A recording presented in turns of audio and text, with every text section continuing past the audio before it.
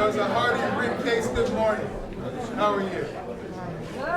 Welcome to another exciting day at NSU.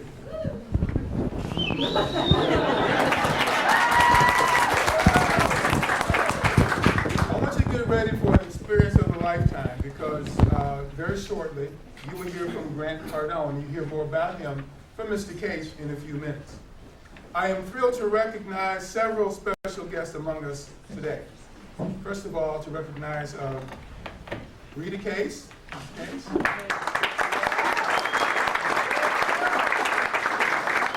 Ryan Case. Is Ryan here? Case, please.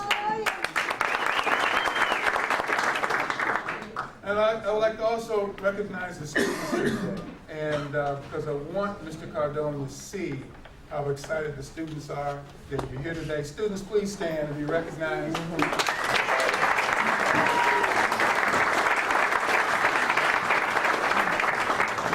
very much. I have several faculty members here today. I'd like to say a special thank you to Dr. Randy Sims, who brought her entire class in today, which is very nice. With the Huizenga School faculty and NSU faculty, please stand.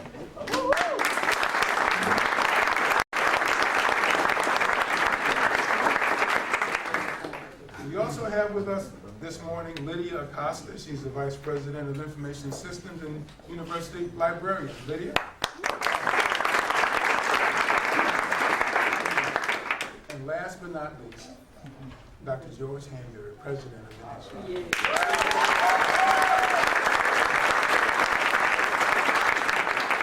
And to all of our friends and guests, you are very special to NSU. Thank you for being here with us today. I am honored to introduce Nova Southeastern University trustee and 2001 Entrepreneur Hall of Fame member, Mr. Rick Case.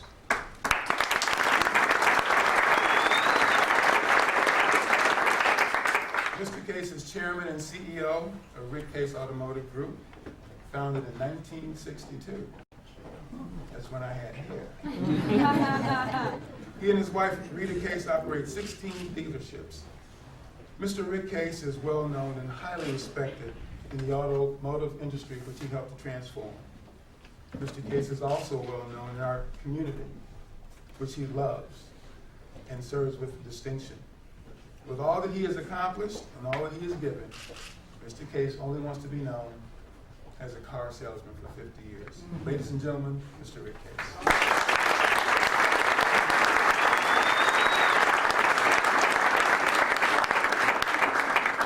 Thank you, Dr. Jones. Wow. Isn't this a phenomenal sales institute? This absolutely is a phenomenal facility. You know, Nova had the foresight, like no other university, to realize that no matter what your career or what you're going to do in life, you have to know how to sell. Sales is the most important thing you need to know. Yes, you need to get educated on whatever your trade or career is going to be, but you need to know how to sell. And that is what Nova realized and made this Sales Institute. And my opinion is every student at Nova should come to the Sales Institute and go through it and learn to sell, because I guarantee you your career will be much more successful and you'll make a lot more money.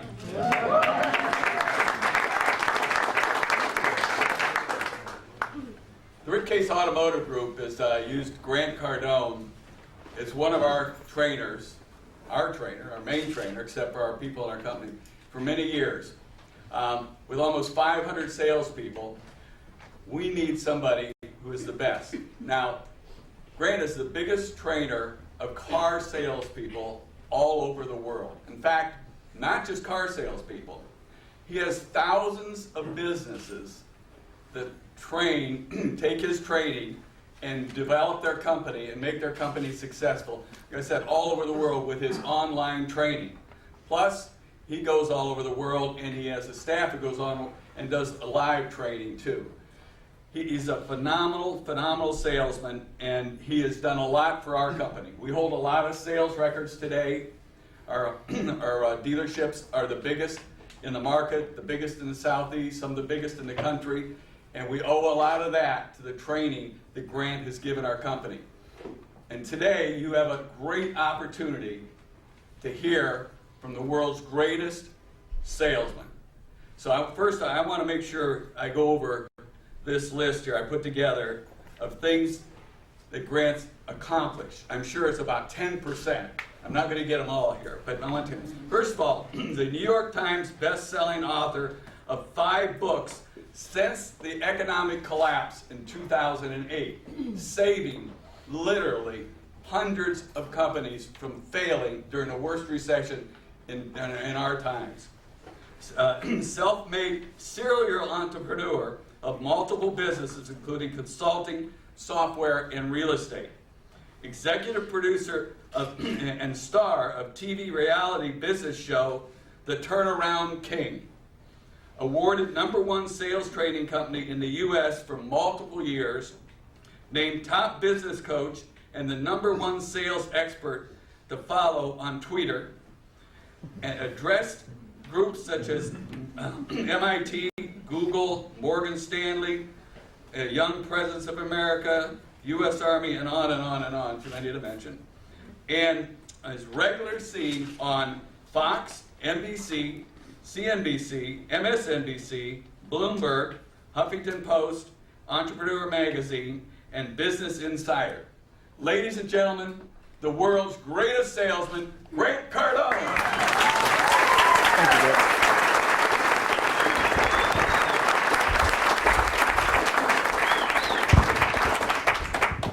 Thank you very much. How's everybody doing? Good. Wouldn't you like to have a father like Rick Case? I'm telling you, man, he's a promoter. He gets behind you. He supports you. My dad died when I was 10 years old. And literally when I was 10 years old, I had the wish because I was a twin. I'm a twin brother. I have a twin brother. I am a twin. That makes me a twin. And my twin and I had an older brother that was 15, 2 sisters older than all 3 of us that had gone on to college, and a little 4'11" mother, Italian, no education, had never ever worked in the workforce, and she had to bring up 3 boys. 3 wild boys, okay? I'll tell you right now, I'm going to give it to you up front, I'm a wild man, okay? And my twin brother, identically wild, just in different ways. And my little mother had to bring up these 3 boys. And I remember being 10, 11, 12 years old thinking, man, one day I'm going to make it. One day I'm going to make it, and when I do, I'm going to be able to help other people. And literally that was a driving force because I miss my father and the mentorship and the direction of my father so much. I was like, man, one day, I can't get my dad back. It's something you cannot negotiate with. Death is non-negotiable. And I said, one day, I'm going to be in a position to help other people. Last week, a week and a half ago, I guess, I was at Morgan Stanley. You know who Morgan Stanley is? They brought about 125 of their top financial advisors together in a room. The average person in the room is making over $400,000 a year. They had people there making $800,000, $1 million, $2 million, $3 million a year, and they brought me in to talk to them about how they could expand. And I got to tell you, I'm more excited talking to you today than I was talking to them. Okay? So look, I'm a self-made guy. Rick references some of this, and I'm a self-made guy. I got out of college. I went to college because basically my mother said, look, you need to go to college. I didn't have this thing about going to college. It was like, it was the direction of my parents. My mother said, look, your dad said 2 things. You have to go to college. You have to go to college. You have to get a degree. And number 2, you have to learn how to sell. My father believed that if you knew how to sell, you could do anything, anywhere, anytime, any economy, anywhere in the world. He used to say, if you can sell your products and your services, you can't get away from it. You're going to get out of school. You're going to leave here, and you're going to be like, hey, can I sell myself? Can I convince somebody to hire me when people are like, I don't want to hire anybody right now? Because that's where you want to work. You want to work where they're not hiring, maybe. Okay, and I'm going to be talking about today, when you leave here, how can you get the job you want and the money you want, not just a job? When I got out of college, there was 24% unemployment where I lived. It was literally impossible to get a job. And my uncle told me, he's like, I had an accounting degree. And I got an accounting degree because I wanted a good job. Okay, the job I was offered when I got out of college was $14,000 a year to be in accounting. I'm like, oh my God, 14 grand a year. Now this was a while back, 25 years ago. But 14 grand has never been a lot of money. Right? You'd have to go back many years ago, hundreds of years ago, where it doesn't matter to you because you're not going back that far anyway. So I got out of college. My uncle said, look, I literally couldn't get a job. I wasn't a great student. I'm not a real smart guy, okay? But so I'm basically in the marketplace because what they didn't get me ready for in the college that I was in, they didn't get me ready to get attention, to really build value, okay? To really get somebody's attention and really build value and understand how to actually close the most important sale of my life. That would be this. I want to work for you, not everybody. I don't want to work in an industry. I want to work for this man. I got to get his attention. I got to build value in who I am, not my education. Dude, everybody's getting in front of him's got an education. People don't hire smart people. If you're getting out of college, you're like, I'm smart. Okay, big deal. I got 3 companies. We just looked at 1,300 resumes. Okay, we did an ad here in Miami. I just moved my offices from LA. We came here, we ran ads for a bunch of different positions. We had 1,300 responses. Every one of those people saying they're smart. I don't hire smart people. I don't ask one person, what is your grade average? Don't care. That's what I want to talk to you about today. Because you're leaving smart. How many smart people in the room? Good. Nobody gonna pay you for being smart. I was on Fox TV last week. Before the interview, they did not ask me how smart I was. They said, what do you have to say to our viewers? Okay? I grabbed a piece of the news and I want to get attention. Why do I want to use the news? Because I want to use the news to get attention. Okay? I don't watch news. I want to make news. You know, if you notice when Rick was talking about Grant's regularly seen on Fox and CNN's, he couldn't, after Fox, he could barely get the other networks past his lips. He couldn't say CNN, CNBC, MSNBC. It was like Fox. That's good enough, Grant, right there. Okay, so I want to show you a very important thing. I'm not going to show you this whole video, but I want to show you something that you have to be able to do when you go into the workforce, okay? Let me see if I can play this video right here. It's going to be really a sharp piece here. What are they saying? Are they saying I'm overpriced? Yeah. Do they say he's an idiot? They say I'm an idiot? Has anybody said I'm an idiot? Just tell me the truth. Yeah, they're all saying that. Right. Everybody's saying that, and that's the fight we have to fight. They need to know what we know. We're going to get the owner of the house to actually help us sell the house, you know? So when tonight's over with, if it's successful as I think it will be, I'm going to ask him for a piece of the commission. Right. America was built on small business, and many are in trouble today. I'm Grant Cardone. These are real people, real businesses. They're going under every day. I'm here to turn that around. How much trouble is the business really? I mean, if nothing changed here, though, 12 months at best. Got to get some hard eyes on your people and say, hey, somebody maybe need to go here, stabilize the markets when they. Okay, so what am I doing right there? I'm getting attention, okay? The first problem, the first thing a person has to do to be successful is they must get attention. They do not teach you this in college, unfortunately. Most colleges do not teach the ability to grab attention. You have to get people's attention. We live in a very noisy world. Okay, if you're going out into the job market and you're looking for a job, do not think that you are competing with other people. You are not competing with other people. You are competing with noise. The noise of the world. If you were looking for a job 3.5 weeks ago when Sandy Hook went off, the chances you getting a job while Sandy Hook was going off was almost impossible because millions of people sat in their homes mesmerized by this event that took place at this school in Connecticut, right? Couldn't get anybody's attention.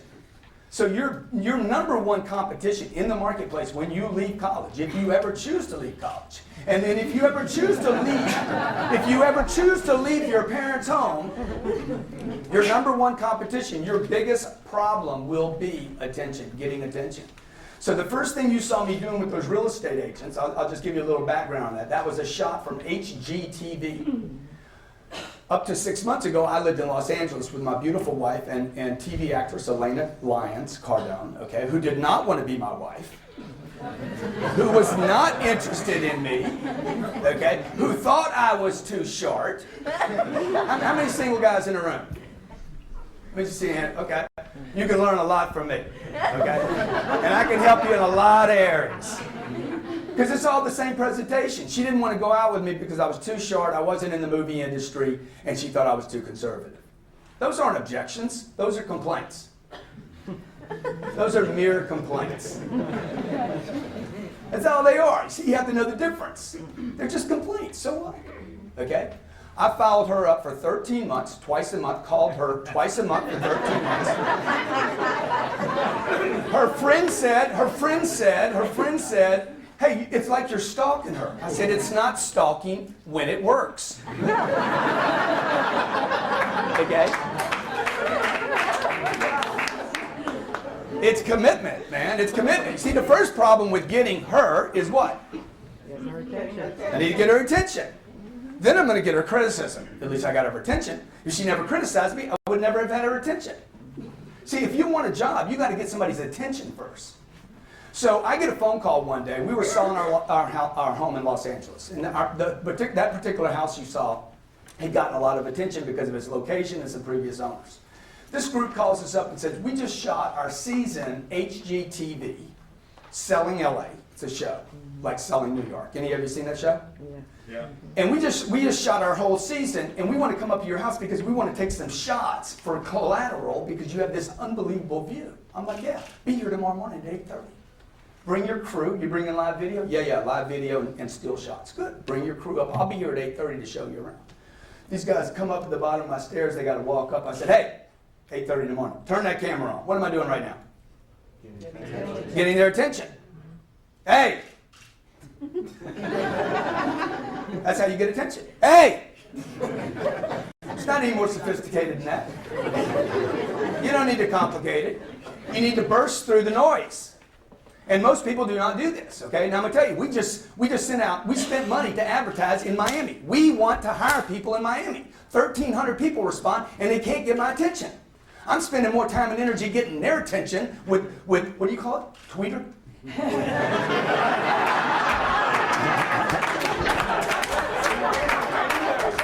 You know, this guy don't need Tweeter, man. He got hundreds of millions of dollars packed away. You need Tweeter. Everybody agree? You need Twitter because Twitter is the way to get people's attention. For those of you in the room, I'm 55 years old, okay? I have no business using Twitter and Facebook and LinkedIn and Google+. I have no business understanding how to use those mechanisms, but I beat them to death because they are ways to burst through noise and get attention, okay? It's a way to get attention, but it requires persistence. So this crew comes, they come up to their cameras. I'm like, hey, turn that camera on, son. I'm from the South, I'm from Louisiana. Turn that camera on, boy, right now, come on. He's like, huh? Turn that camera on. Is it loaded? Do you have battery in it? Turn it on and follow me. And he walks into the house. I said, do you see the ceiling in that house right there? That's over 25 feet. 25 feet to the ceiling, man, okay? When planes fly from Burbank to Los Angeles over my house, they got to call air traffic control just to get clearance. Hey, you see those wood beams up there? On Noah's Ark. You feeling me? Huh? What am I doing right now? The cameraman are sitting there just cracking up laughing. They're like, can you do that again? And then they put it on stop, and he says, I got to make a phone call. He calls his studio, HGTV. He calls the producer of the show and says, we need to shoot the first show right here. And the producer's like, we got all the shows. He's like, no, listen to me. We have to shoot the show here. And sure enough, that's where they shot the first show. We ended up selling that house because of that show. I'm moving here. Yeah. Thank you, Richard. Thank you. And I got all the money, too, let me tell you right now. In a down market, a bad market, the real estate agent, I said, who's going to set the price on this house? He's like, well, it's the comps. It's what other neighbors' homes have so far. I said, pal, let me tell you something. I set the value here, not the marketplace. My whole life has been about me setting the value for what I'm worth. If you do not determine your own value in the marketplace will never pay you what you're worth. Ever. Okay? And that's what I want to talk to you about today. Let's see if this is up here. Yeah. Success, okay? What is success? What is this thing called success? For me, let me tell you what it is. Okay? Success is the difference between my potential and my reality. If you've ever wondered why extremely successful people, these guys are extremely successful, okay? They cannot, if you measure success by money, they cannot possibly spend the money that worked so hard to create. It's impossible, okay? Would that be fair to say? Well, sitting next to this guy, go ahead. Okay? Where I'm going to ask him for. Yeah. And I'm worried you're not. You know, because at least if he gives the money, at least if he invests the money here, it'll never go away. That's right. Exactly. Because it continues to be reinvested in people. That's right. Would you agree? So look, a lot of people think when they think success, they think somebody's talking about money. I'm not talking about money. I'm talking about the achievement of the gap. I want to close the gap. I want to close the gap between my potential and what I'm experiencing. And that could be in my marriage, it could be with my children, it could be as a father, it could be as a role model, it could be as a businessman, it could be as a trainer, it could be as, what's my potential? It could be working out in the gym, it could be my body, right? What is my potential? Here's my reality. I'm 4 or 5 pounds overweight. What's my reality? Oh, my reality is the perfect way. Why don't I go for that? See, the achievement of this gap is what actually drives the individual. If you've ever been dissatisfied with your life, where your life is, you don't know it, maybe you don't know it, but now you know it. It's because the gap isn't filled up. This is what drives people to continue on, to keep going, because they're looking to fulfill this gap.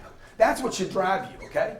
Now, I wrote a book in the last, Rick made this comment, okay? In 2008, when the economy collapsed, how many of you remember when Lehman's collapsed? Or Lehman collapsed, right? Remember? How do you get the images out of your head? 2 most significant events in my life were when I was 25 years old, I was selling automobiles because it was the only job I could get. And I hated my job. I hated selling cars. And a guy came to me one day and he said to me, he's like, man, when are you going to commit? I'm like, huh? He's like, you keep talking about the car business and how bad the car business is and you hate the car business and you don't like selling cars and you didn't get a degree to sell cars. He's like, when are you going to commit? And I'm like, what are we talking about? He's like, dude, you don't commit. You're going to hate everything you do. Car business isn't a problem. It's your lack of commitment. That was a turning point for me. I'm like, oh, the guy's right. He told me the truth. My problem was I never committed. How can I be great at anything if you don't commit? Nobody wants to be average. Look, average is an epidemic in this country. You guys noticing that? How many of you notice? Everybody's okay with being average. Average grades, average participation, average involvement, average money, average lifestyles, right? Most people living beyond their average only when it comes to spending, not when it comes to greatness. And Lehman happens. And who gets blamed for Lehman? The banks. Hey man, let me tell you something. What is happening to the middle class right now is not the banks, and it's not politics. It's because the middle class, the beliefs of the middle class do no longer work. They're built on average. They're built on just enough.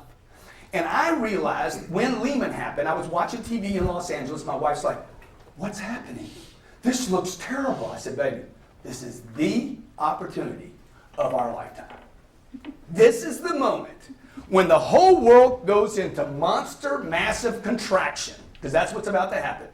This planet is going to go into a massive contraction. And when they do, everybody around me, everybody I play with, compete with, everybody I do business with, is going to retreat. They're going to go into retreat. So we're either going to go down swinging in a massive attack, okay? Or we're going to go down. Either way, we're going down. But we're going to go down swinging. Okay? I'm going down swinging. So this is what I did. I've been wanting to write books since I was 6 years old. How many of you would like to write a book one day? Everybody should. No more? Okay. So I wrote a book. This book was written on a Sunday afternoon after Lehman collapsed. It took 3 hours to write that book. That book had been pinned up in me waiting to be written. What happened when Lehman collapsed was that everybody that weekend became a salesperson. Whether you owned a bank, George Gonzalez owned City National Bank, okay? That weekend, here in town, George became a salesman, right? You own a real estate company. Half the real estate agents left because they never belonged in real estate. Now the real estate agent that owns the firm is now selling real estate. Everybody agree? You're trying to sell your house. You can't sell your house. Now you definitely got to sell your house. Everybody became a salesperson that weekend, okay? Now, the reason I'm writing books is what? Keep in mind, just do the math here. The average American reads 1 book a year. The average American reads one book a year. Half the books sold in this country are romance novels. And I'm writing a book when Lehman collapsed. You don't write books for money, right? Okay, first book, sell or be sold. 3 months later, I wrote this book called Closer Survival Guide. Neither one of these books are published. These are self-published books. I paid to have them made. Because I couldn't get a publishing company in 2008 to write a book because they've already done the math. Average American reads one book a year, watches 700 videos on YouTube, meaningless videos. Okay, watches 700 videos on YouTube. There's no money in books anymore. Why would we write a book by a guy named Grant Cardone? He's no name. You with me? So I self-publish the books. It's costing me money to do this, okay? These 2 books, the first book sells about 40,000 copies in a year. It's never been on a bookshelf. Okay, second book sells about the same number. Never been on a bookshelf. You cannot buy this in a library. What am I doing? Both these books were put together so fast. Brilliant material, misspelled words all over the place. Guy calls me on the phone. Is it true? Guy calls me on the phone. Dude, you use semicolons and exclamation marks, commas, and periods more than any person I've ever seen. He's like, the material's unbelievable, but bro, you got misspelled words on 23, 26, 28, 64. I mean, the guy he sends me an Excel spreadsheet of every misspelled word. I'm like, but what's your point? He's like, what? I said, what's your point, man? They got misspelled words in the book. What's your point? He's like, man, you got to edit that book. We edited it 3 times. It's a bestseller, son. It ain't a best written.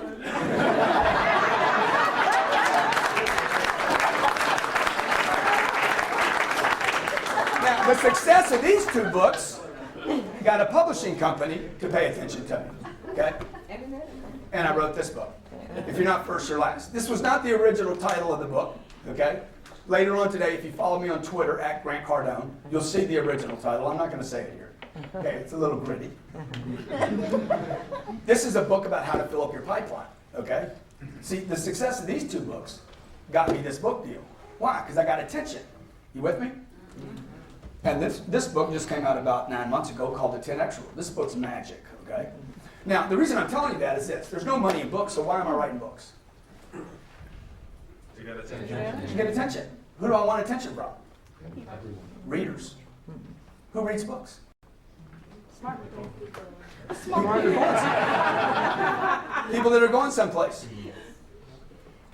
Okay, you know the name Bill Gross? Anybody in here know that name?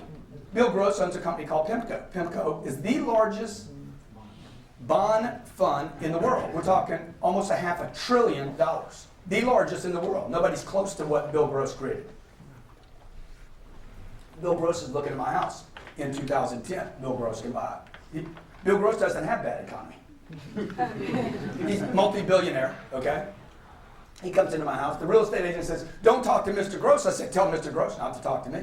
And I won't talk to him. Oh yeah, Mr. Gross doesn't like attention. I said, Mr. Gross is on MSNBC and CNBC 3 times a week. What do you mean he doesn't want attention? Are you nuts? Okay, look, you're a little small real estate agent that's getting smaller and smaller every time you open your mouth. You're contracting. You're actually on a retreat. Do you understand? There's four levels of action, and you're on number 2 right now. You're in retreat, telling me what not to do. Because you are getting so small, you're so worried about Mr. Gross and his money because your pipeline's not full enough. You understand what I'm saying? You're so worried about offending one customer because that's the only customer you have. You got to fill your pipeline up. You with me? You don't trust one book. You can't trust one interview. Right? You want to reach up to your friends. I want to grab people that have things. I want to have people that can influence. Bill Gross comes into my house, looks at the house, decides the house is not for him, comes into my office. I happen to be sitting in the office. The 4 books are sitting on my office. I haven't talked to Mr. Gross. What does he notice on the desk? The only question he asked while he was in the house, tell me about the books. Why? Because he's a player. He's a learner. He's a big earner. You know the difference between the people that don't make money in this country and the people that do make? It's not their religion. It's not the color of their skin. It is not even their education. It's their readers. Okay? The CEOs in America in 2008, the top earning CEOs average 5 books a month, and they're not in college anymore. They're readers after college, not just during college. So folks, you got to learn, all right? You have to learn things like this. There's 4 levels of action. You do these every day, okay? There's 4 levels of action. You know what no action is, right? That's that empty chair next to you. That's somebody not taking action. They didn't fill the chair up. They're not here. Okay, everybody in the room has done this before. You didn't take an action. You had an idea. I'm going to go do this interview, and then you didn't show up for it. Okay? Number 2 is retreat. You actually back up from something. You had a bad experience. You asked a girl out. She said no. So you're like, you know what? I'm done. I'm staying home. I'm going to be by myself. I love football. I love football, and I'm going to watch it with me and the boys. That's a retreat. You have retreated. Maybe you made an investment. It didn't work out. I'll never do that again. Maybe you saw your mom get foreclosed on. You saw her get foreclosed, and you've decided, by the way, a lot of millennials have decided never to buy a home. Why? They saw their parents buy homes, get foreclosed on, and they think, I'm going to retreat from that activity. You have people leaving college today, not even trying to go get a job because their buddies told them, nobody's hiring, bro. Nobody's hiring. Oh, there is a new guy that flew in from Los Angeles, him and his family. He just set up shop 4 or 5 months ago. He's hiring. Every week he's hiring somebody. I'm not even in this town. Me and Rick are trying to turn around the job problem in Florida by ourselves. But we can't because we have average people showing up that are in retreat or won't take any action at all. The third, which is the most dangerous, by the way, if you're taking notes, number 3 is the most dangerous of all 4, is normal levels of activity. Because normal levels of activity are tricky. See, number 1 and number 2 aren't tricky. Would you agree? Guy's not doing anything. He's loafing. He's at home smoking weed, doing nothing. Whatever, right? That happens. Is that a real world example? Yeah. Okay, Colorado's legalized it. Okay, do you know before they legalized it, Colorado had more marijuana dispensaries than McDonald's and Starbucks combined in Denver. And then we wonder why people aren't doing anything. Dude, you can't do anything. How can you do anything? You got no energy for anything. Okay? So the guy's doing nothing, or he's in retreat. Those are obvious. You can see somebody when they're retreating. But the third one's tricky, right? Because he actually looks like he's doing something. He's the most dangerous employee you can have. He's the most dangerous friend you can have. Because he tells you, dude, hey, we studied. We studied, man. Come on, let's go play now. We did our part. It's normal, okay? It's nothing exceptional or extraordinary about this level of action. It is what everybody does. And the problem with that is you get lost with everybody. Number 4, which I believe is the only level of activity that you want to operate at, is massive amounts of activity. Now, massive, for you to be at massive levels of activity, this is what you would have to do. You'd have to have new problems, okay? I'm going to go take enough action like this morning. Okay, I know that I'm in massive when I wake up in the morning and I have 4 things to do that I've committed to that I can't get out of, and I have to get here by 10:15, which y'all said 10 o'clock. And I'm like, that's impossible. So I'm like, okay, what do I do?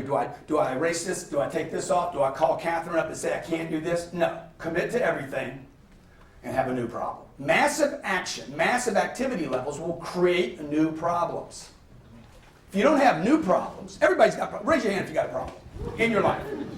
Everybody's got them, right? You're always going to have them. There's no way to get rid of them. Okay? I wake up with laryngitis this morning. It's a problem. Okay? I could retreat. I could be normal. I could be average. I could say, I can't do it. But I'm like, no, just talk over the laryngitis. Just roll through it. Beat it to death. It's just a body. Use it.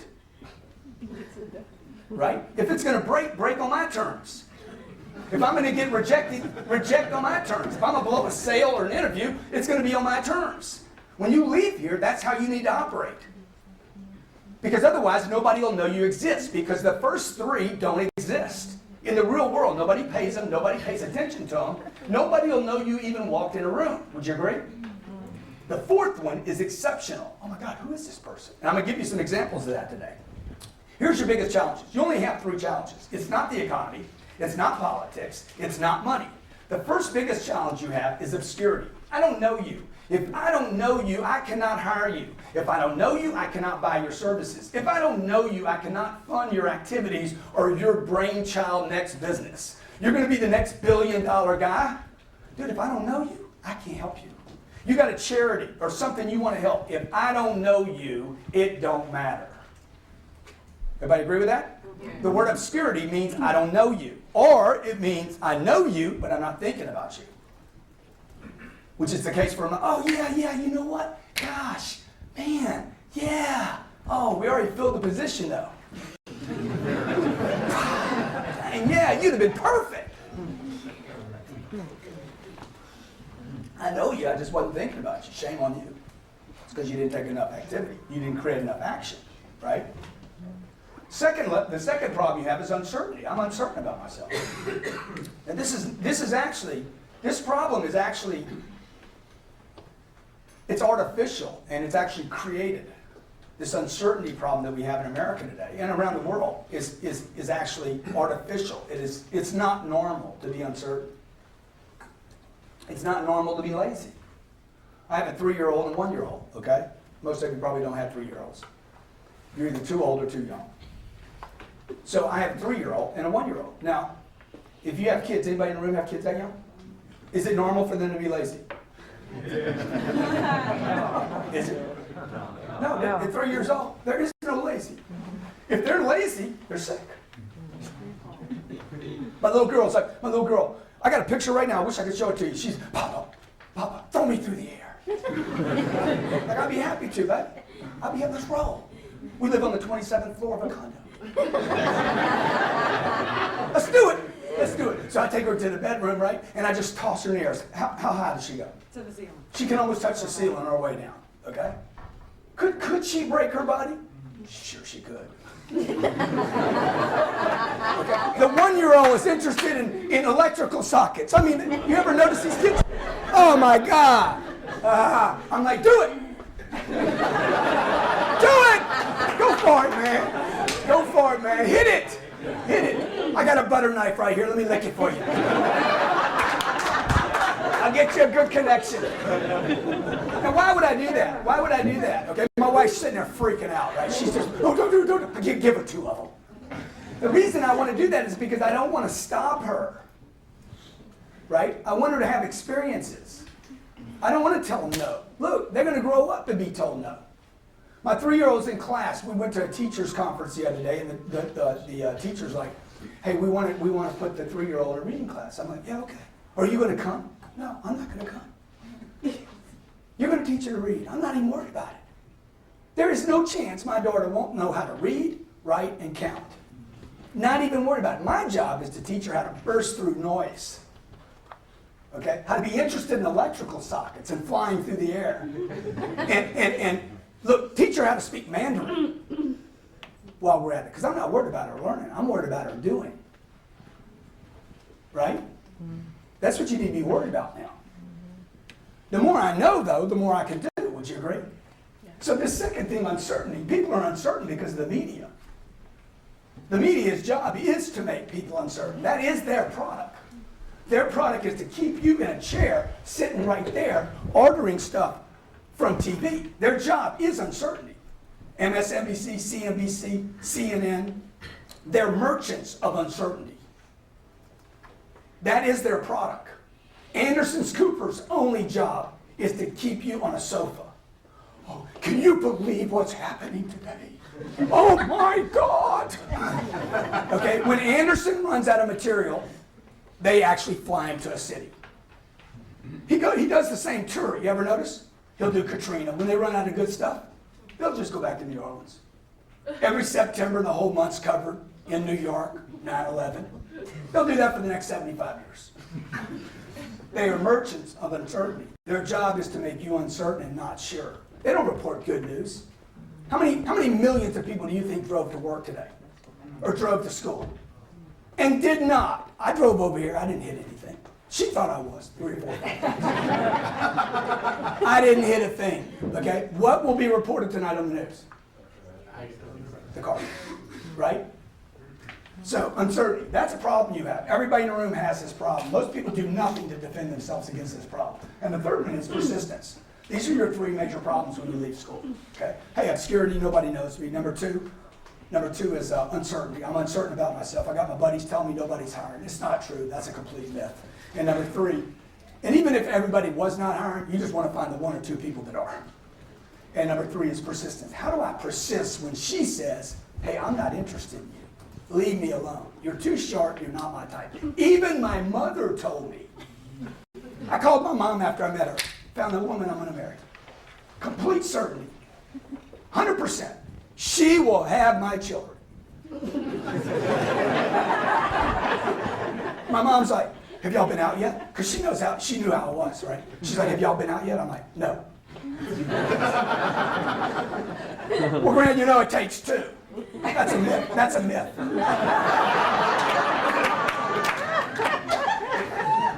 It does not take two. It takes one person making a decision. It takes one person to make a decision. Steve Jobs did not check with the world when he built an iPhone. If he would have checked with the world, they would have said, do not build that device. Too much competition. Howard Schultz with Starbucks. If he would have checked with people, he would have never, ever, ever done this. His father-in-law tried to talk him out of it. He would have never done this. Right? Hey, who wants $4 coffee? What y'all think?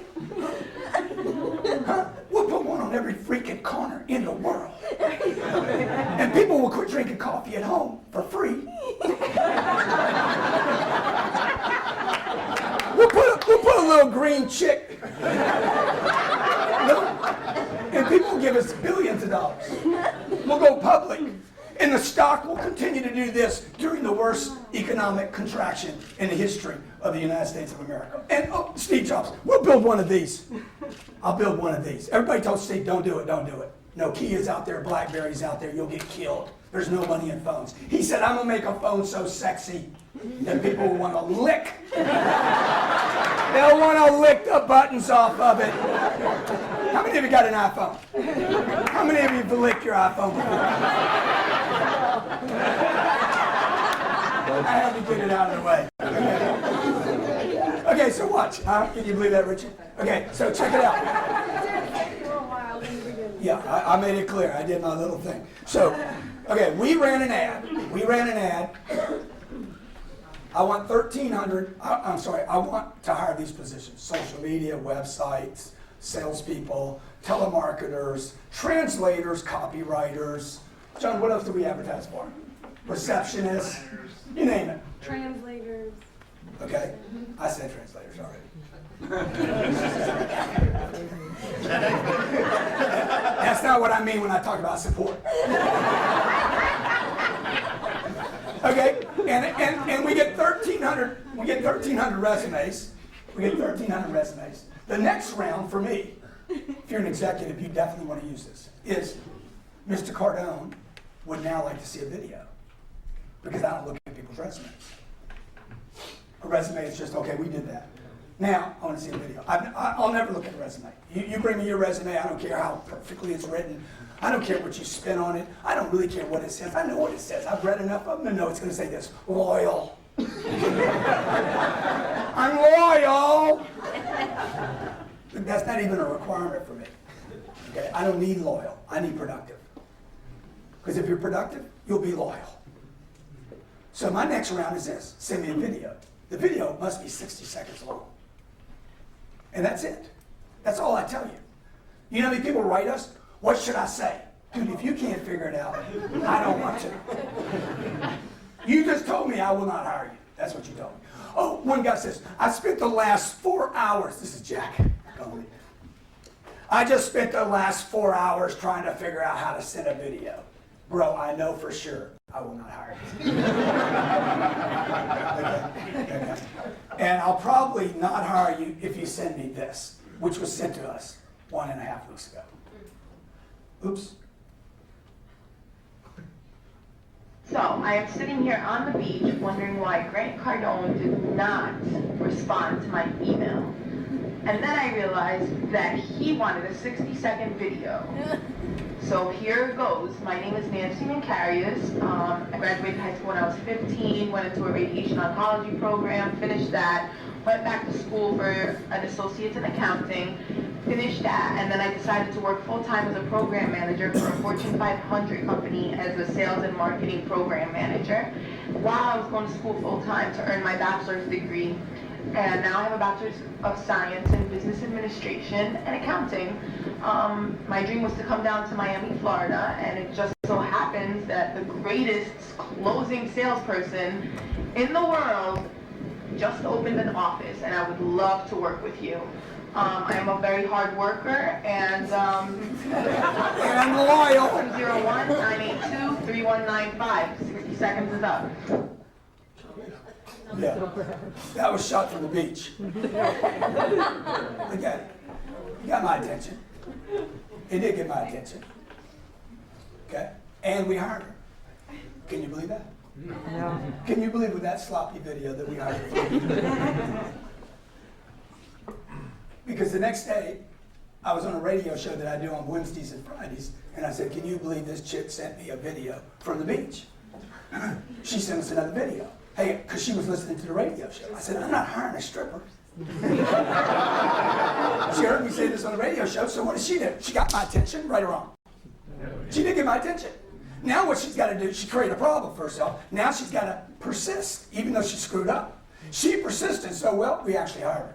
Here's the problem with that video. Every time I walk in my office, what do I think about? The beach. The first video. She's been with us 4 or 5 days. Every time I walk in, I'm like, oh yeah, we did that. We did that. She's going to have to be a super performer, otherwise she'll probably get cut. Why? Because the first impression's sitting there. Okay, now let me show you the right way to do this. We also sent this out, and we got this. I was told to put a 60-second video, which I thought in the beginning was kind of funny, but then I thought, why not? It's fun. So here it comes. My name is Melina Luna. I do social media marketing, which means that I will try my best to understand your idea, your vision, your statement, your intentions, and I will find the best and fun way to communicate where you want to exposure to communities that are interacting in internet and they're interested in what you have to say. On top of being a social media freak, I also do photography. I love editing. I think I'm also very organized, focused, and fast learner. And I also can offer all my energy to create. What else? Oh, I was born and raised in Argentina, but I've been living here for around 10 years, so I can speak a little bit of English, a little bit of Spanish, a little bit of Italian, but I wish I could speak French. To be honest with you, I didn't know why I want to work in your company, but then I searched your Facebook page, I searched your website, I searched your videos. I really would like to work with this group as much as your group, and I'm sure about it, would love to work with me. Brian Cardone, merci beaucoup, au revoir.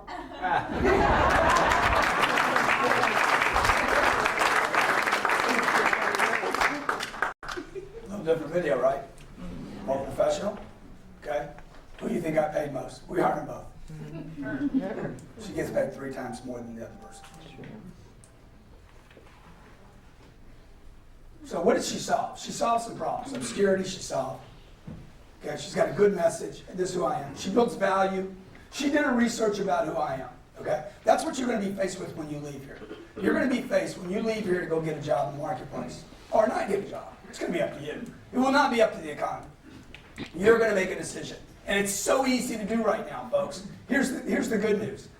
The marketplace is so beat up with bad news that, and it's going to continue because you got 800 TV channels and endless radio puking bad news on everybody that you compete with for a job. This is what you'll have to do when you leave here. Number 1, this is the 4 steps you must take, everybody takes, to be successful. Whatever your endeavor is, if you want to be successful, you have to do these 4 things. Number 1, you must get attention. Hey. If I'm on a street corner trying to raise money, he's earning a quarter. The other night we were down at Lincoln. And me and John, this guy comes up, dude, can you lend me a quarter? Bro, I don't keep change on me. It's too heavy. And it's basically useless. Can't help you. But I got some advice for you, my brother. What's that? Change your ask. He's like, what? Change what you ask for. You're doing the right thing. You got my attention. Your problem is you need to increase the ask. He's like, what's the ask? A-S-K, ask. Ask for $100. Don't ask for a quarter.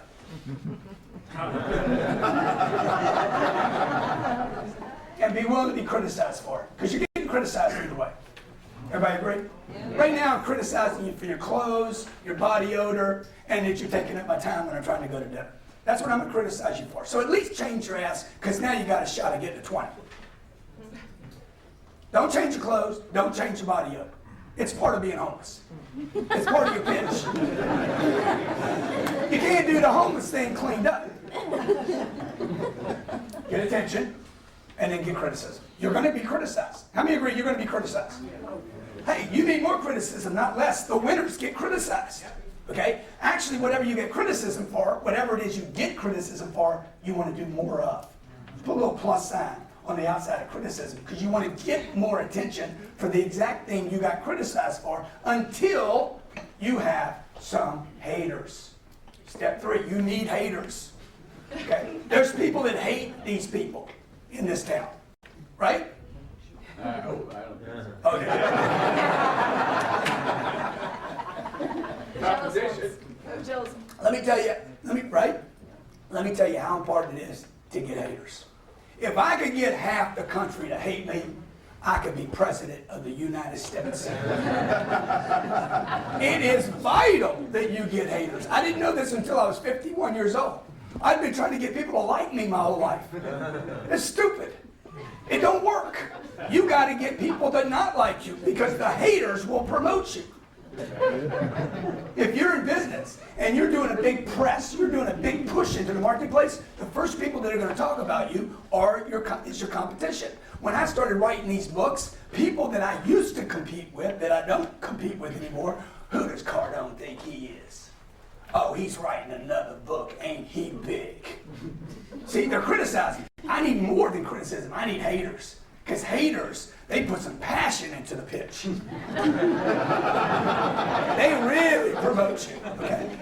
3 years ago, I didn't have a Twitter account. There's almost 275,000 people on Twitter right now, because I use this formula right here. Okay? We probably get 50 to 60 retweets a day. That means people taking some piece of data and tweeting it back out to the universe. They're promoting my message. Like it or don't like it, they're promoting me. Who's done this extremely well? Who's done this formula extremely well? Lindsay Lohan. How about the Kardashians? Unbelievable. Hey. Huh? Check this out. Right? People criticize her. What'd she do? Her and her sisters? Let's do more of it. Let's get mom involved. Let's do a reality show. Right? They did more of it, got haters. And then they persisted until they got admiration. Admiration comes in the form of contracts, money, jobs, income, right? Hey, come to our party. Okay, so what do you got to do? Get in a job. How are you going to use that formula? First, you're going to identify. This is what I would suggest to you if you're looking for a job. Do not look at an industry. Do not look at an industry. Make a name to 3 to 5 people you want to work for. 3 to 5 people you want to work for. Identify the 3 to 5. That way you're in control. You with me? You're in control. I want to work for Grant Cardone, Rick Case. I want to work for Mr. Smith. I want to work for these 2 other people. Okay? I want to work for George Gonzalez at City National. Target those 5 people. Then find out what they want. Engage them. Do not engage their HR department. Do not engage the HR department. The HR department will not hire you. I'll hire you. Let's say we had a meeting yesterday, me and John Lamb. John, no more hiring people. We're not hiring him. John's my chief marketing officer here in Miami. Give him a big hello. My voice makes it here, so. I said, John, no more hiring, okay? Then Ryan walks up to me 5 minutes later. Hey, man, let me tell you what I can do for you. Let's hire you. See, the executive that gave the order, don't hire anybody else, is the only person that can come back and say, what? You're hired right now. That's why the HR department, if I told them don't hire anybody else, what would he say? Don't look at any more resumes. You come to me and you really impress me and get my attention, hey, we can hire somebody. That's why I'm telling you, don't use the HR department. They're basically a screen, a filter, they're a block. They're not a way to get the ball into the end zone. Number 3, value proposition. What is it? What is your value proposition? Why are you valuable? Here's where I'm going to make a big claim. I'm going to tell a person in an interview, you will never, ever, ever be able to find somebody like me. Y'all were at a job fair. How many people did y'all look at this week? Hundreds. Out of the hundreds of people, Richard, that you looked at, did anybody say, I am exceptional? You will never, ever be able to find another human being like me. One person. Yeah. You want to be a 1%er? That's what I want. I want to be in that really small, I want to be in the successful. Okay? And the 4th thing you got to do is you got to be able to close a transaction. You got to be able to close a transaction. That is, when do I start? Well, get back to me Monday. All right? All right, I'll get back to you Monday, but how about I start between now and then? I'll just start for nothing. That's what I'm making now anyway. I don't even need a desk. I got my own pen. What do you expect of me? And you start. You don't need any money. You need to close it and start. He'll give you the money later. Business owners have money. They don't have you. You've got to decide if you're going to make a difference here. See, the value proposition is this. Until you're clear about your value proposition, you're never going to get paid anything of value. This is what's wrong with America right now. See, they're like, I'm not valuable. There's no money. I'm not going to get anything of value. And then they complain and blame. Oh my gosh, it's the economy. It's not the economy. It's never the economy. It's those people. Would you agree? You got to decide, what is my value proposition? I'm loyal. I'm dependable. I have good grades. Yeah, dude, I can replace you with 1,000 people. That is not your value proposition. Okay? These people are valuable. Michael Jordan, Warren Buffett, Steve Jobs, Oprah, Navy SEALs, my mom. Valuable. They're valuable. Why? What do they have in common? They're committed people. They're committed. All of them are committed. My mother was committed, devoted, obsessed, obsessive. Somebody told me recently, dude, you're like an obsessed human being. I said, yeah, I am. You take medication for that? You know, why would I medicate a gift? You can't show me highly successful people that aren't obsessed. My mother was obsessed making sure these 3 boys got through college. Okay? Steve Jobs was obsessed at getting his products to the marketplace. Persistent. They're persistent. They persist through problems. They're unreasonable people. You want to be completely unreasonable with the marketplace. You don't want to make reason with the marketplace. Oh, there's nobody hiring. There's a contraction. Housing hasn't come back. Be unreasonable, not reasonable. And you want to be duty-driven. Why am I doing this? What's the importance? Why do I do what I do? See, for me, if you're taking notes, for me, success is my duty. I told John today, I said, John, order a bat. I need a bat in my office. And I wanted to say, success is my duty. And if I got to go club people over the head with this thing, I will. Because that's how important it is to me. Success is my duty. It's my obligation. It's my responsibility to create success. For me, success is a spiritual obligation to fulfill that gap. That's what drives most people, whether you know it or not. Okay? That's my obligation to have that. That's how my mother's job was to make her boys successful, to get them at least a shot. If you own a company, your job is to push success on your people. If they leave your company, let them leave. So your assignment when you leave here, if you choose to take this, look, you got to learn how to sell. Okay? You got to learn how to sell. I'm giving you a 45-minute presentation on this. You got to learn how to sell. Daily, you got to be connected to something that teaches you this thing that you have been taught to not like. In America, we have a disdain for this thing called selling. But if you go to Mexico, or you go to India, or you go to China, and you say, Grant Cardone is an expert salesperson, they'll be like, oh my God, tell me. I'll have more people in a room than the brain surgeon will. Because they know the way to build their wealth is through selling. No product, no idea, no mission ever became a reality without somebody selling that concept. Number two, you got to get so much attention that you're hated for it. You guys get that concept? You get that? You got to get hated for it. Okay? You're not running for school popularity contests in the marketplace. Somebody's going to dislike you if you get successful. They're going to try to make you wrong. And number three, you need daily motivation. The daily motivation is just to counter the negative demotivation that you don't know you're getting every day. You're getting it from your friends, you're getting it from your family. Would you agree? You get it. You get it from your surroundings, you get it from the media, you get it from radio. And number four, make success your duty. I'm going to give you these. I'm going to give you these while I open it up for questions. These are some resources that you can use. Before I take questions, I'd like to hear, what did you get out of this today? One thing that you got out of this. Anybody? I'm not hated enough. People don't hate her enough. To make 10x a way of life. Whatever you think you want, okay, whatever you think you want, whatever your goals are. Hey. Hey. Attention, okay? Energy. Use energy, okay? What else? Say again?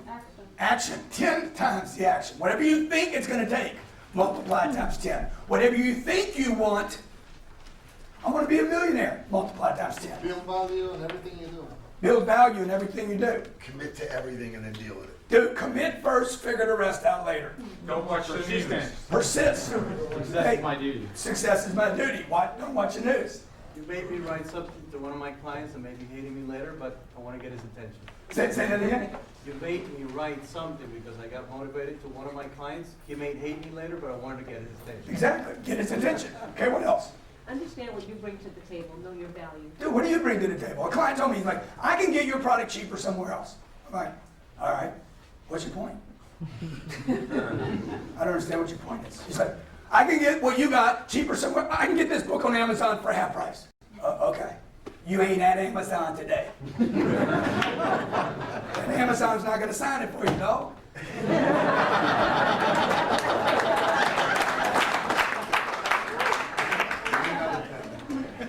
By the way, Rick Case, if you have a red book in your hand, Rick Case made these available to you. Okay, give Rick a big hand. I'll sign it for you before you leave here today. If you have a copy, I'm happy to sign it for you. Put a little note in there. And if you want, I'll get you the other 3 for $60. Because unlike Rick, I don't just give stuff away. Okay. See, I don't think there's anything wrong with me getting your money for this. I think it's part of the exchange. Right? I've written more books in the last 4 years than most people will read in their lifetime. That should let you know the condition of your competition. They don't read. Oh my God, it's so competitive out there. Do you know what you're saying right now? You're saying, I am an idiot that has been deceived by the media. Okay, questions? Yes, ma'am. Okay, so I tend to be an all-out kind of personality, probably a little bit like you. How do you avoid burnout? Good question. Good question. I don't think burnout actually exists. Because people are always like, Taylor, be careful, you're going to burn out. And it's like, That exists. okay. Because you weren't burning out. It's them. Okay. They're trying to stop you right now. Look, when you're passionate about what you're doing, you do not burn on it. When you're all purpose, when you're not doing what you should be doing, you will burn. You will, oh man, I'm burning out. It's because you're not on fire. There's no such thing as burnout. I've talked to hundreds and hundreds of big hitters, and they're like, I don't know. I always hear about this burnout thing. You know what it is? It's always from mid-level achievers that are not stimulated by the gap. What's the gap? The difference between your reality and your potential. Okay, what else? Other questions? Okay, I got some in my hand. How do you always become the best person you can be every day? How do I become the best person that I can be every day? You know, I don't know that I try to be the best person. I just go for everything. Yeah. You know, we're driving over here and we're running behind schedule, and I'm like, let's stop at that Starbucks at the university, okay? I don't even know where we're going. I got in my car this morning. I didn't have it mapped out. I got in my car. Where are we going? My wife's like, where are we going? North. Somebody's got to figure this out on the way over there, okay? By the time we get close, then we realize we don't know where we're going. It would be helpful, okay? We see the Starbucks. We don't have time. Go for it, man. The way to be the best you is to go for it. Grant, would you agree that you have to have a vision before the activity follows? You know, maybe. But maybe you just start taking action and then you'll, you know, like most of the time I don't really know what I'm doing. But like your why. Why are you doing it? Oh, the why is important, you know. Okay. You know, I wanted to buy real estate. I want to buy real estate. I want to buy real estate in Florida. But I'm in Los Angeles. It's very difficult to buy real estate from Los Angeles. But I know I want to, so now why do I want to do that? Good. Now, what do I got to do? I got to go through that formula. The formula is this. That's the formula. I got to get attention. Otherwise, nobody's going to sell it to me because they won't know who I am. Okay, what else? Brian, could you tell us why you chose Miami Beach as your new home? 6 months ago, I called her. We had our house in the market for sale. We had a bit of a we had some extensions in it until we found out where we wanted to go. And I was doing a speaking gig down in South Beach. I was driving across the 395? The Causeway, is that the 395? And I called my wife, I'm like, oh my God, we're moving to Miami Beach. And she's like, all right. That was our investigation. And we moved 2 kids and our whole family and everything over here, okay? And then, you know what people told me? That must have been really hard. No, it really wasn't. Yeah, that helped. Somebody said, how do you like Florida? I said, I like it 13.3% more than California. Hi, Brad. I'm really excited to be able to get this presentation because tomorrow I'm leaving to go to be a delegate at the United Nations, and I needed this type of energy. Wow. I really needed it. Wow. But the one thing I wanted to ask is... You'll definitely be meeting a bunch of average people.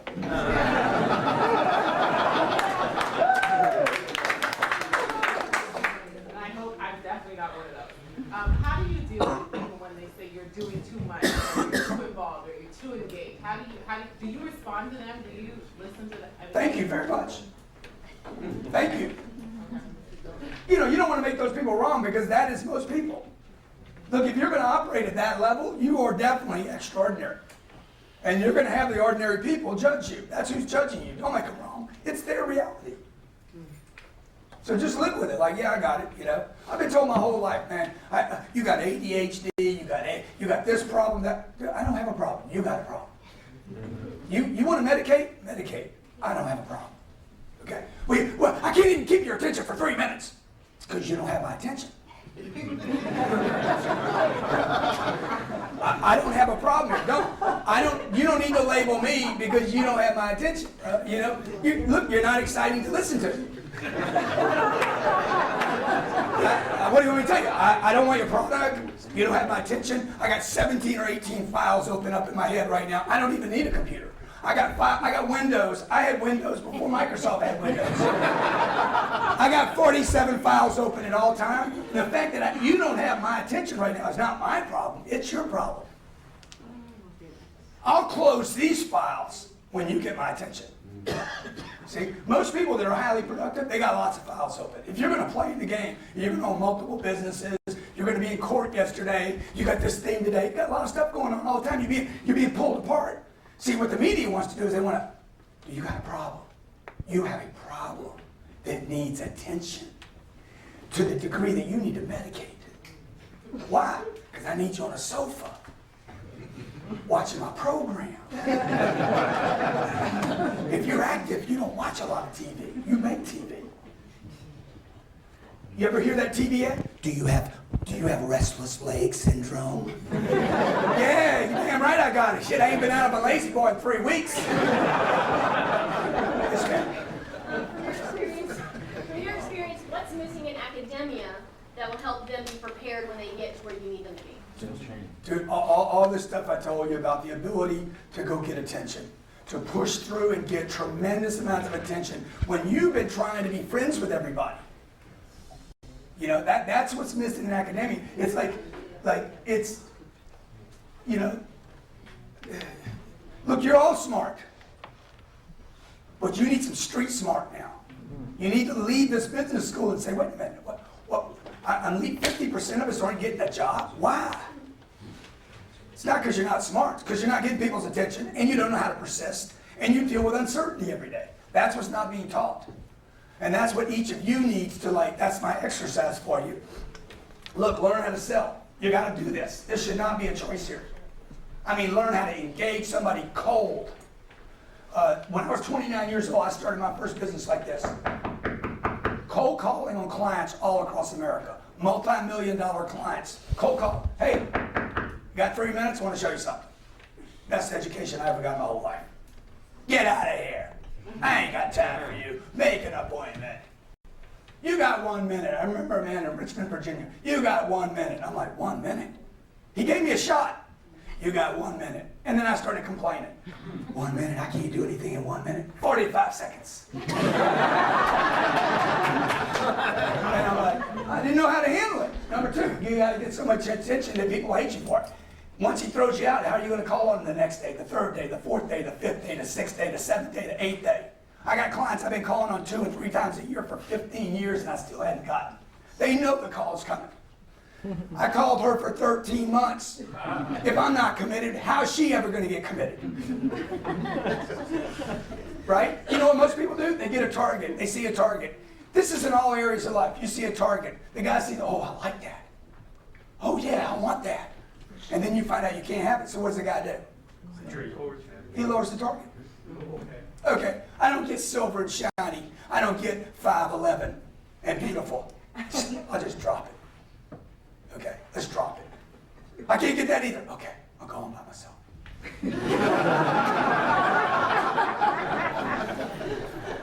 Right? Rather than saying, you know what my belief is? I'll blow my brains out before I drop my target. I might not achieve my target, but I'm not changing it. That's my target. So I encourage you to leave here. Okay, I don't think we have time for these, right? We good? We good? How are we doing on time? Okay, go ahead. Yes, sir. I come from Sony Pictures, and we have an operation here for Latin America. What's your vision about talent coming from Latin America or immigrants coming to the U.S. collaborate?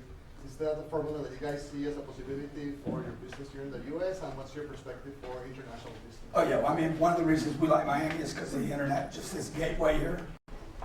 Love it. One of our pushes this year is to go into the South American markets and provide our training. My goal right now is to have 7 billion people know my name. Impossible goal. Okay, I don't ride a camel. Okay, there's parts of the world I can't get to in my lifetime. I'm 55 years old. It's an impossible goal. I'm not going to lower the target. That's the shot. That's what I'm going to go for. So when we make decisions at my company, it's, hey, does it get us closer to the 7 billion? Good. Don't worry about what it costs. You see, because your problems, this was not one of your problems. Money's not on that list. If you own a company, money's not on the list. Those are the things on your list. So I think you have a better chance than most Americans that live here. I had a guy in New York City tell me, we don't even hire Americans anymore. If you were born in this country, we won't even hire you. He's like, I can't tell anybody that, but that's the deal here. New York City, we only hire immigrants because they're hungry. They're driven by duty. And the duty is this. My mom and dad are still back in Iran. I'm making some money and I'm sending $10,000 to them every year. And I'm keeping the rest to raise my own family. They're duty driven, not money driven. Okay, what else? Yes, ma'am. As involved as you are in the car business and real estate, what's the number one thing that you love about each individual business? Car business, real estate. Well, you know, the thing that I like helping people. The real estate really doesn't give me that.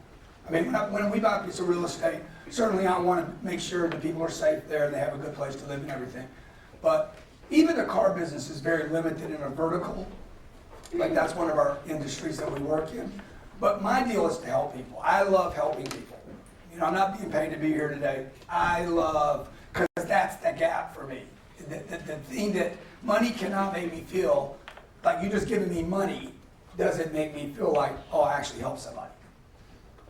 You know, the mission in our company is to make sure people are using our technology so they're winning in their lives. That's the product of our company. The product is not a book.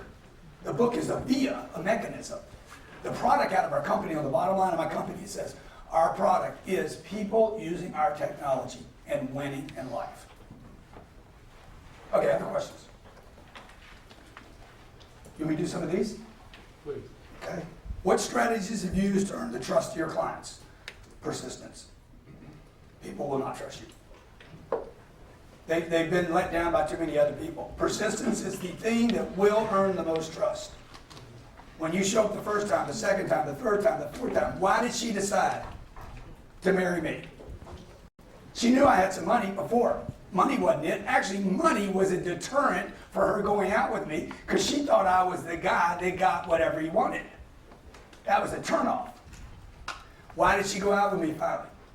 My God, persistence and certainty. He is certain. So you know when a sale takes place? When my certainty overwhelms hers. Okay, let's do it. I'm like, what took you so long? Your real estate investment and development company, how have you protected your portfolio since the downturn? The downturn actually is what protects the multifamily real estate that I bought. See, I think multifamily real estate will be the biggest boom in the American economy will be in multifamily real estate. Because there's 78 million baby boomers that aren't interested in owning a home anymore. They've already owned 3 or 4 houses. They're like, I'm done with that. I'm 75 years old now. I don't need a house. I need a place to live. And then there's about 77 million new millennials that are like, dude, I don't need to own a home. These people 25 years old, you in this room, you're not interested in a home right now. There's about 150 million people in the United States have no interest in owning a home. They still have an interest in a roof.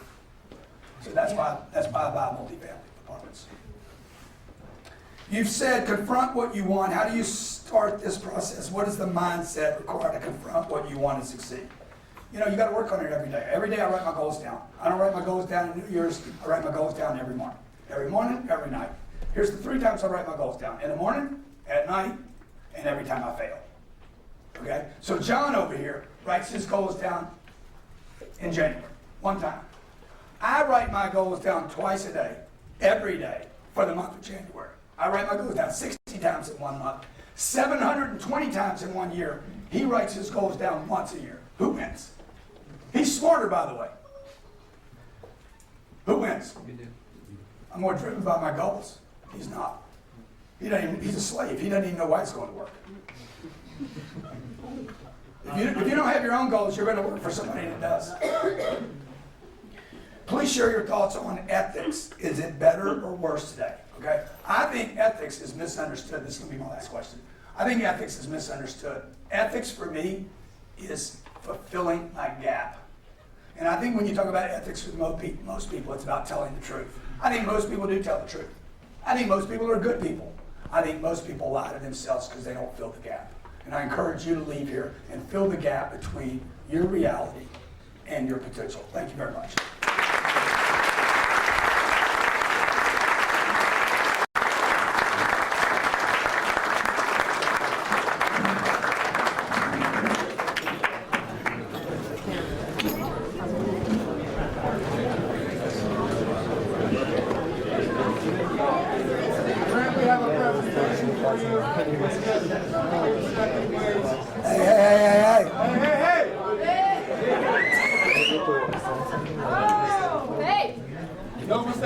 University, the H. Wayne Hazinger School of Business and Entrepreneurship gratefully acknowledge Grant Cardone for participating in this distinguished lecture series. Your insights into leadership, excellence, and passion were inspirational to our students, faculty members, and community guests. Thank you so much. Thank you so much.